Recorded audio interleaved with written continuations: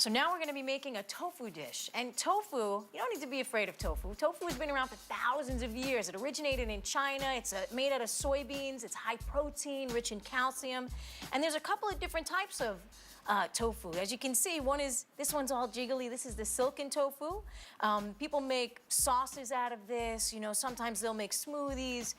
This one is my favorite. This is an extra firm tofu, and you use this in stir fries. Has more body, has more meatiness to it. And a lot of people don't like tofu because they say it doesn't taste like anything. Well, you need to do some things to this to make it taste more flavorful and savory. So I'm going to show you some great tricks. First thing I'm going to show you is that if you press out your tofu, it's like a sponge, right? So this has been pressing for about 15, 20 minutes. All of this water has released from it, right? So this is like a sponge. Anything that I now cook this with, it's gonna soak it up. So I'm gonna make a marinade that is water, a tablespoon of maple syrup. This is one of my favorite sweeteners in the whole entire universe. Looks like moonshine, right? Taking maybe a third cup or a quarter cup of shoyu, which is naturally fermented soy sauce. And I'm gonna put in a little bit of ginger. Ginger is rich in antioxidants, and if you don't have a peeler, right, you can always use the back of a spoon. You know, you just get in there and you peel that right off. Either way, any way you wanna get your skin off. It can be a little fibrous, so I like to take it off, unless I'm gonna make ginger juice or something out of it. Now, ginger has over 30 antioxidants. But besides that, it just makes your food more flavorful, so use it. You know, that's the key. Make your food flavorful. Okay, I'm gonna flip this over,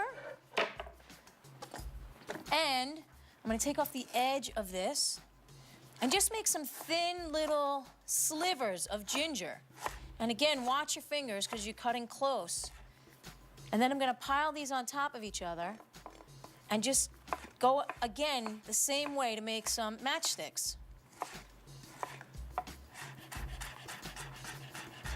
I'm also going to use garlic in here. So I'm going to keep this off to the side. You could we're actually going to put it right into the marinade. How about that? Then I'm going to put in some garlic. And I think I forgot to add in my rice vinegar, which I'm putting into the marinade. So we'll put that in too.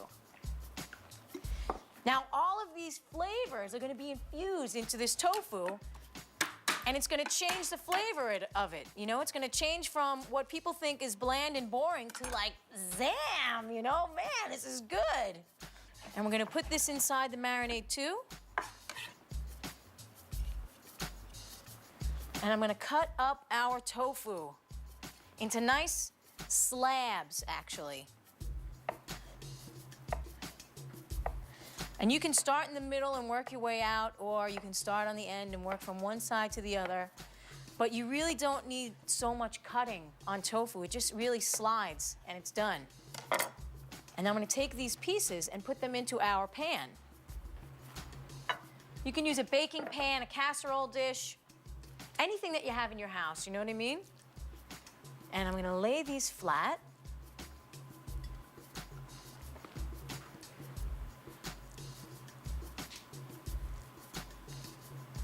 I'm gonna save this one for later. And I'm just gonna marinate this. Now you could put this right in the oven just like this, or you can let this marinate for 25, 30 minutes or overnight. The longer it sits, the more flavorful it will become. So I'm gonna put this into the oven at 375 for about 35 to 40 minutes until all of this liquid is gone. And then we're gonna have a really flavorful tofu dish. So hold on to your horses.